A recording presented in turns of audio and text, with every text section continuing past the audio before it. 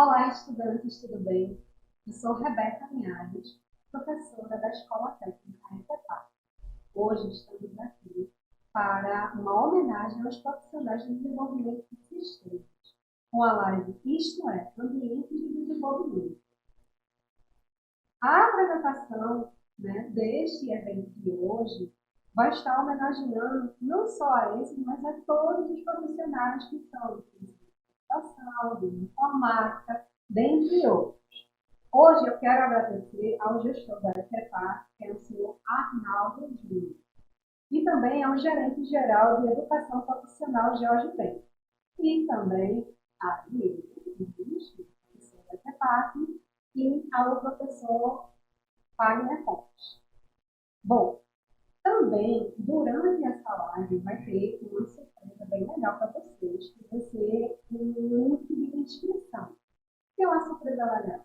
Porque, primeiro, através dele, você vai ter direito a um certificado e os 5 primeiros que responder umas 3 perguntinhas lá que vão estar de acordo com essa live vão ter direito a uma premiação, uma lembrança, certo? Bom, vamos seguir. Como vocês já sabem, nós somos os seus professores da ETEPAC. Eu, Rebeca, sempre estou junto com o Diego e com o Fábio. Então, hoje a gente vai falar sobre ambientes de desenvolvimento. E aí a gente vai começar falando sobre o que é uma IDE. Isso, a gente vai também mostrar aqui editores de texto e também vamos falar um pouco das engines utilizadas aí para a construção de games. Então, acompanhe a nossa live aí que eu acho que você vai gostar muito do nosso conteúdo de hoje. Bom, a gente precisa, no momento, entender um pouquinho o que é IDE, né? O que é também editores de texto. A gente está começando aí esse projeto de criação, de desenvolvimento, a gente está desenvolvendo um pouquinho, né? O que é IDE, o que é editor de texto. Vou começar por IDE, apesar de ser um pouquinho mais complicado do que editor de texto, né? A IDE, na verdade, é um conjunto de ferramentas que a gente utiliza para desenvolver um jogo, no caso aqui que a gente vai tratar hoje, tá? Ou qualquer script, qualquer coisa ligada à programação, certo? Isso é. As ideias elas são programas que têm muitos outros programas embutidos nela, né? O editor de texto ele vai editar o texto, pode ter ali um corretor, um complementador de texto e tal, mas uma ideia não, ela traz outros softwares dentro dela, como um compilador, um depurador. Né? Então, é uma ferramenta muito mais poderosa do que um editor. Bom, mas como foi que começou isso tudo, né? Para vocês sempre ter uma historinha, né? Para que a gente possa ter uma compreensão e até honrar aqueles que tiveram muito trabalho para estar como está hoje. Bom, antes das ideias, os programadores eles escreviam seus programas em editores de texto. O que é que isso envolvia? Envolvia escrever e salvar um aplicativo no editor de texto antes de executar a ordem no compilador. E quando isso era feito, ele anotava qualquer mensagem do erro e em seguida ele voltava ao editor de texto para revisar seu código e isso, obviamente, só a gente pensar já dá uma canseira, né? Já dá uma tristeza, porque você percebe o trabalho que se era para poder fazer qualquer coisa e o como a ideia hoje facilita a nossa vida. Exato. Então, o pessoal que está acostumado já a mexer um pouquinho com programação, já deve estar com aquela palavra chamada debugar na mente, né? Então, a ideia tem essa propriedade, a gente consegue debugar em tempo real, durante a programação de um jogo, de um programa. Tá? Como a Rebeca falou, a gente tem a questão da história, né? Como é que começou. Então, o Pascal, na verdade, já era um compilador, na verdade, né? Na verdade, não era um compilador, mas um ambiente de desenvolvimento. Ou seja, tornou-se uma ideia, né? E a gente tem a questão de edição de código e a questão também de compilar. Linguagens que você já tem visto curso, linguagens que são interpretadas e linguagens que precisam ser compiladas, né? Passar por um compilador. Certo?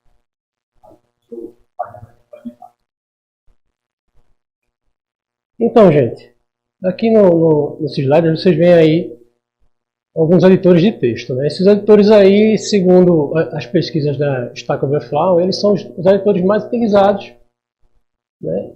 Incrivelmente, o Notepad++, que é um editor antigo, ele está em terceiro na lista, superando aí o Sublime, que se tornou bem famoso, né, ultimamente. Mas a preferência dos programadores ainda cai em cima do Notepad++. Perdendo apenas aí para o Visual Studio Code, que é o editor de código da Visual Studio. Ele não é uma IDE, é só um editor de texto, mas ele é uma ferramenta muito poderosa. E é assim, disparado a mais utilizada pelos desenvolvedores front-end. Certo? Bom, a gente falou bastante sobre IDE, iniciou, começou, mas no final, o que realmente é uma IDE? Bom, uma IDE ela é um ambiente de desenvolvimento integrado, que é o nome de é uma aplicação de software que ajuda os programadores a desenvolver código de software de maneira eficiente. Ele aumenta a produtividade do desenvolvedor, combinando recursos como edição, compilação, teste e encapottamento de software. Em uma aplicação fácil de usar. Bom, vocês lembram que a gente falou agora no começo. Então, essa parte do fácil de usar faz toda a diferença. Afinal, vocês sabem que desenvolver não é algo que é trivial. Assim como os escritores usam os editores de texto, e contadores usam planilhas, os desenvolvedores de software usam as IDEs para poder facilitar o nosso trabalho. Imagina se a gente ainda tivesse na época de editar, compilar, escrever, e até porque hoje a gente sabe que o nosso desenvolvimento tem também já mudou, a gente não trabalha só mais com uma coisa, trabalha com vários. Então, isso vai demandando cada vez mais do que problemas. Ainda bem que hoje a gente não passa mais por isso. Começando aqui, que a Beca está falando, né? Qual é a importância, né? Acho que é o que eu falado, mas a maioria dos ambientes de desenvolvimento integrado, né? Existem funcionalidades que normalmente a gente vai conseguir. A gente pode compilar, a gente pode divulgar, a gente pode criar ambiente, né? Vocês vão ver daqui a pouco, alguns textos como frameworks, por exemplo, e outros. E é necessário a gente ter um ambiente específico de desenvolvimento para criar uma configuração. Se a gente fosse usar somente um editor de texto, né, a gente teria muito trabalho, muito retrabalho para desenvolver tudo que se precisa para criar um jogo ou algo que use uma linguagem mais complexa, né? Que seja compilação, por exemplo. É isso, Fábio? Isso, exatamente. E assim, como as ideias são ferramentas muito mais complexas, muito mais poderosas, elas permitem que o programador edite várias linguagens ao mesmo tempo, se comunique com outros frameworks, interaja com outras aplicações, né, permitindo inclusive que o desenvolvimento seja feito em grupo, entre colegas de trabalho, todo mundo compartilha ali do mesmo desenvolvimento, cada um setorizando a sua especificidade. Né, isso facilita muito a vida do desenvolvedor. E assim, o foco da gente ter trazido esse tema tem a ver com a gente perceber a dificuldade de vocês estudantes em relação a uma IDE, utilizar a IDE, compreender a importância, como, né, você vai estar interagindo com ela. E foi muito interessante porque não é só bom para a gente conhecer a história daquilo que veio para nós, mas também a gente acaba relembrando, né? Como foi o nosso começo, como foi, por exemplo, para mim mesmo, utilizar o C# e o ambiente de desenvolvimento que é oferecido para ele, para mim foi a melhor experiência. Para vocês, qual foi a melhor experiência? Conta aí. Mas eu editei muitas IDEs, né? Então, assim, eu quero dizer que não existe uma IDE melhor, né? Não existe aquela ferramenta que dá solução para tudo. Então, a gente tem que testar, a gente tem que instalar e testar novas ferramentas, a não ser que o nosso empregador determine um ambiente para a gente, né? Nesse caso, você não tem opção. Mas se você tiver a opção de experimentar novas ideias, você vai descobrir ali novas ferramentas que podem se adequar aí ao seu projeto. Né? Então, depende muito do seu propósito. Se você quiser editar em Java, eu recomendo que você use o NetBeans ou o Eclipse. Se você vai editar em C, aí você pode editar até no antigo CodeBlocks, não sei nem mais se eles ainda estão atualizando. O próprio Visual Studio é uma ferramenta muito grande, que você pode aí ter um projeto Node, um React, alguma coisa mais nova. O Visual Studio ele apresenta uma variedade de linguagens muito grandes para Python, enfim. Então você tem que testar aquela ferramenta, aquela IDE, para saber qual é a mais adequada para você. Exato. Eu tenho um pouco mais de experiência com PHP, né, que é uma linguagem mais voltada para a web. Então, costumo usar, muitas vezes, os editores de texto mesmo, né, com algumas bibliotecas. Que é uma linguagem interpretada, a gente não precisa compilar para que funcione. É tudo interpretado no servidor web. Né? A gente vai passar um slide aí para começar outras explanações. Né? Isso precisa ainda classificar as ideias, antes da gente passar para o framework, que é o que a gente vai tratar daqui a pouco. Né? Existem as ideias locais, certo? Que são aquelas ideias que a gente precisa instalar no computador. Né? A gente vai dar alguns exemplos daqui a pouco. E tem também as ideias na nuvem, que é uma aplicação, né, que você utiliza no próprio navegador e não precisa fazer instalação no computador. Certo? Eu acho muito interessante, quando é possível, claro, né, em determinadas situações não funciona bem, dada a complexidade. Certo? Então, assim, a ideia na nuvem tem a questão de estar sempre atualizada, de estar disponível em qualquer plataforma, não interessa se você usa Linux, Mac, Windows, não interessa. A ideia vai estar funcionando lá porque roda no navegador. Né? E como vocês já sabem, no navegador, qualquer sistema operacional funciona. Tá? Temos exemplos aí de ideias locais, né? O Eclipse e o Android Studio. A gente trata muito isso aí no nosso curso, né? Visual Studio. Temos também as ideias na nuvem, como, por exemplo, a Orion. É isso, André?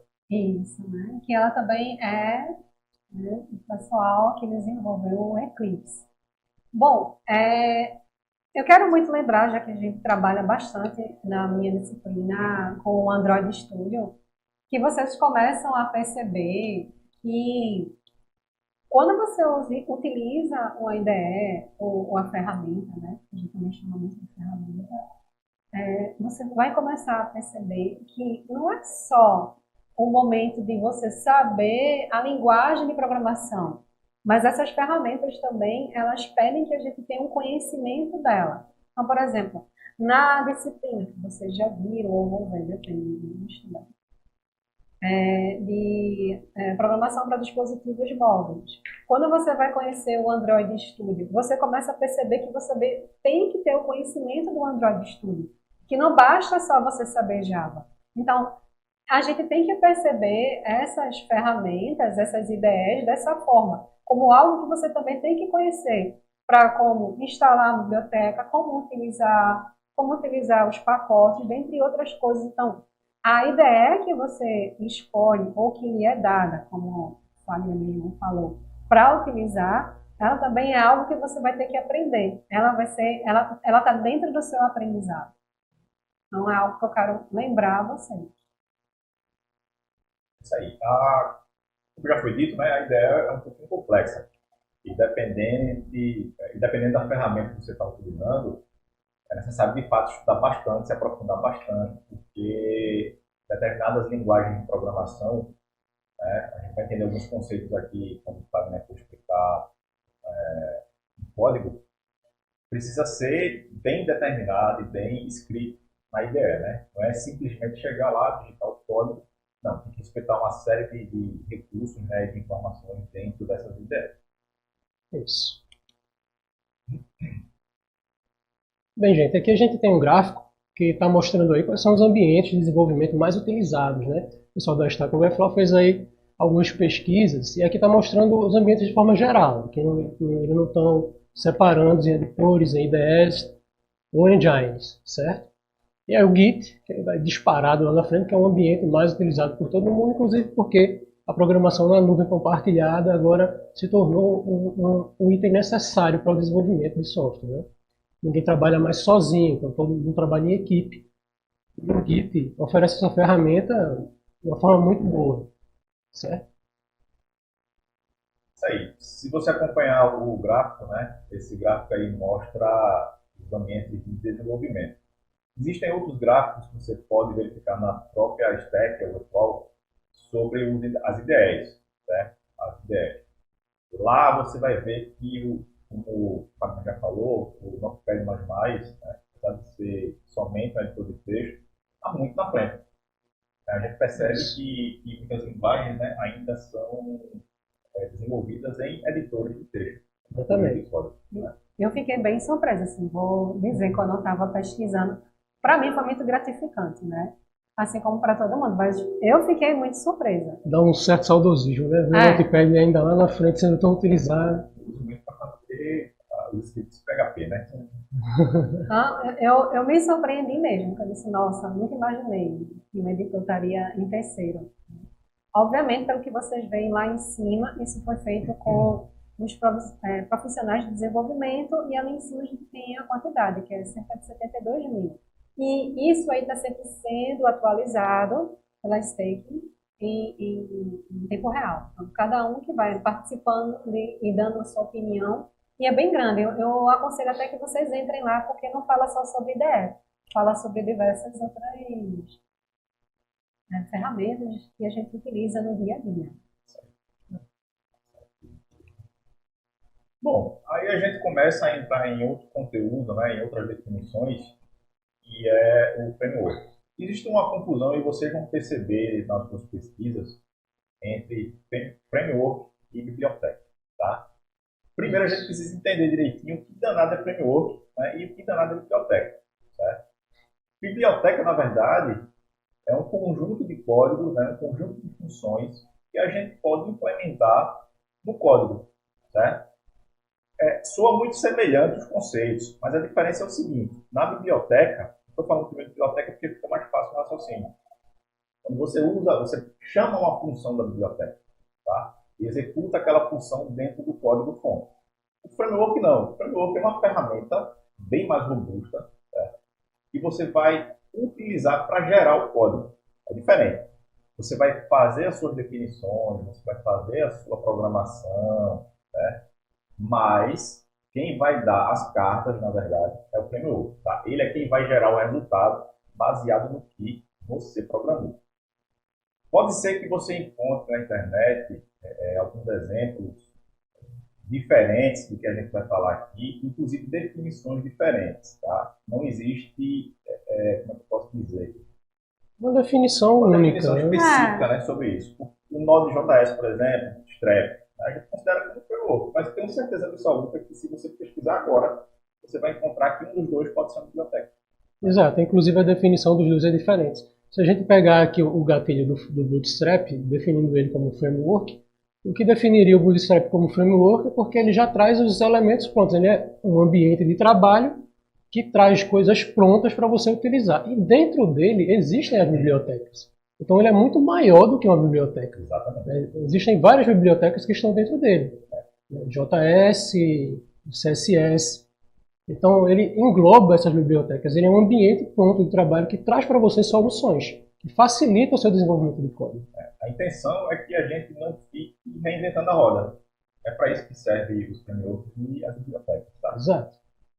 E, assim, ficar tranquilo, porque cada elemento que a gente está trazendo nesse bate-papo foi justamente o que a gente vai vendo nesse dia a dia e até da convivência da gente, né? Dessa confusão entre biblioteca, framework, do que é o IDE, se é uma ferramenta, o que é, para que a gente vai utilizar, quando usar o editor, né? Quando usar, porque isso também vai ser algo que a gente vai ter que aprender.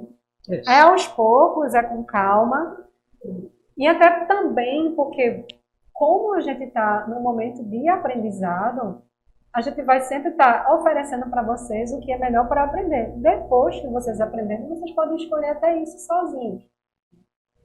Então, é outra coisa que a gente pede bastante. Sempre confia. Confia que a gente está trazendo o melhor. Não só como um profissional e educador, mas como aqueles que já passaram por diversos desafios e sabem onde pisar e por onde vai. Né? Então, tem um pouquinho de consciência, né, que aqui a gente está começando na programação, né? Então, o nosso curso não é formar um grande programador, é abrir as portas, né? É fundamentar os conceitos que a gente vai trazer para vocês. porque a base é muito importante. Se você não tiver a base, não entender a lógica, aquela coisa toda, pode ser o melhor framework, a melhor biblioteca do mundo. Você não vai conseguir sair do lugar. Exatamente. E agora a gente vai iniciar a parte de games, né? Então a gente vai falar sobre engines ou game engines, que é chamado motor, né, de jogos. Então, as engines ou game engines são sistemas totalmente integrados, onde é modelada a IA, a jogabilidade, a movimentação espacial, os personagens e ambientes, já contando com a parte gráfica. Então, pode perceber que quando a gente entra em games, as coisas são um pouco mais complexas, né, Fábio? Isso. Não é tão trivial assim, como uma ideia simples, né? Porque a gente já está incluindo a parte gráfica, que é algo muito pesado. Inclusive, a engine ela precisa de uma ideia externa, né, para poder se comunicar. Você vai editar o seu código em um ambiente e configurar toda a ambientação do jogo, a parte gráfica, na engine. Então a gente vai dar um exemplo aqui daqui a pouco de como é que a gente faz a comunicação aí da Unity com o Visual Studio. Que eles trabalham juntos para produzir aí o seu software, o seu game. Exatamente. Então, assim, por se tratar de um ambiente mais complexo, né, a gente pode configurar isso como um framework, tá certo? Porque você vai ver que tem toda a questão da programação, às vezes é necessário também compilar, dependendo da linguagem que você usa. Tá? E daqui a pouco a gente vai fazer um test drive aqui, né? Bom você ter falado isso, justamente porque no caso do Unity, a compilação e a depuração fica a cargo da Unity. A gente utiliza o editor muito mais como um editor de texto, porque essa parte toda da depuração, da compilação já fica a cargo da engine. É bem interessante. E aí? Vamos fazer agora? Bom, vamos ver ali agora. Só para a gente falar sobre essas três, que você já começou falando, né? Então pode já continuar falando sobre ela, que é a Unity. Isso. A Unity eu vou apresentar para vocês aqui daqui a pouquinho. É um ambiente muito bom para ser utilizado. Inclusive, eu acho que na atualidade é o editor mais utilizado, né, para se produzir jogos. Eu não tenho muita certeza disso, mas tem alguma pesquisa aí que eu vi recentemente que ela é um dos editores mais utilizados. Temos a Unreal também. A Unreal ficou muito famosa, né, porque o recurso gráfico delas é extraordinário, visual.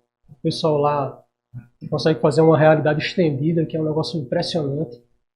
Inclusive, ele começou apenas como um jogo, não foi isso, Beca? E depois se tornou... Né? Não, todas as duas, assim, elas foram, vamos dizer, a início, por exemplo, a Unreal, ela foi feita para fazer como se fosse um filme, para ser apresentado. E ele causou um boom tão grande que aí ele foi já solicitado, né? Vamos colocar isso dentro de um game. Né? Se eu não me engano, na verdade, isso foi com a CryEngine. E hoje, por exemplo, o Far Cry ele usa a CryEngine. E assim a gente já sabe que também tem o jogo Crysis, dentre outros. E a Unreal já é conhecida pelo Unreal Tournament. Então, assim, é um jogo bonito de se ver, porque ele é contemporâneo, né, de Quake. Então, assim, naquela época, que faz pouco tempo, né, naquela época eram dois jogos utilizados para o quê? Para a gente fazer. Vamos ver aqui se a gente está realmente utilizando um computador com toda a potência dele e o melhor computador. E aí a gente jogava o Quake em Unreal. E aí, a partir disso, eles foram crescendo e hoje elas estão fazendo mais sucesso como engines, e realmente são engines de uma grande potência. A gente vai fazer uma simulação aqui, o Wagner vai apresentar os códigos que ele desenvolveu. Para vocês terem ideia, ele passou alguns meses aqui, ele mesmo desenvolvendo o jogo para vocês. Ele não conhecia a ferramenta. É isso mesmo. Então vai ter lá um joguinho para vocês acessarem. Tá certo? A gente vai deixar o link. Inclusive os códigos vão estar lá no GitHub. Se você quiser ver, você entra lá no GitHub e procure lá por Etepac Game. Você vai estar lá com todo o framework utilizado, todas as bibliotecas, para você visualizar de como foi feito esse código. Mas daqui a pouco eu vou mostrar no ambiente como a gente pode programar no Unity de forma bem... como fazer comunicação ali com o Visual Studio, como é que isso acontece. E outra coisa, pode ficar tranquila, né? Porque o link vai estar aqui para vocês acessarem. E por falar em link, né, eu quero lembrar daquele lembretinho que a gente falou no começo. Aqui também vai ter outro link, que é o do Forms, onde vocês vão cadastrar, né, se cadastrar, e também responder algumas perguntas que têm a ver com esse nosso bate-papo. Ou seja, quando você responder isso, se você for um dos 5 primeiros que responder incorretamente, você vai estar ganhando uma premiação. Então, além de acessar o código, que você pode acessar depois, acesse a partir de agora já, que vai estar tanto com o QR Code aqui, como aqui embaixo com um link, para que vocês possam acessar. E aí, além disso tudo, você vai estar também recebendo o seu certificado. E com isso daí, você já vai estar incrementando o seu currículo de alguma forma. Então, vamos lá ver esse código aí tão falado, tão conhecido. Vamos ver aqui como é que funciona aqui a comunicação, né, da Unity com o Visual Studio. Então, vou compartilhar aqui a minha tela com vocês.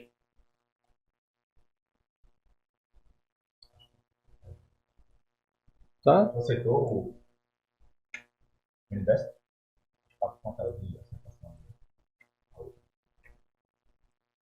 Então, já estava. É bom que é ao vivo. Ao vivo é assim. Ao vivo. Então, estou só esperando aqui a minha tela ser compartilhada, ok? Pronto, aqui eu vou iniciar um projeto, tá? Esse projeto aqui está vazio. Vamos abrir ele aqui, esperar aqui o Unity carregar. E vocês aí vão ver como é que funciona todo o ambiente dessa engine. Ok, ó. O ambiente ele é dividido em vários setores. Cada setor desse daqui corresponde a um grupo de trabalho que você pode executar. Certo? Aqui estão as pastas, aqui vai ficar a cena do meu game. E esse inspetor aqui vai definir tudo que eu vou fazer no meu objeto. Então ele já vem com uma câmera, certo? E fica a cargo aqui da minha engine fazer toda a atualização do frame. Então o programador não se preocupa mais com isso. Eu vou criar aqui um objetozinho e vou aplicar um movimento nele pelo teclado. Certo? Então eu vou botar aqui um círculo. Esse aqui vai ser o meu player. Aqui no inspetor, olha, você pode adicionar vários elementos. Eu vou adicionar aqui, por exemplo, uma animação.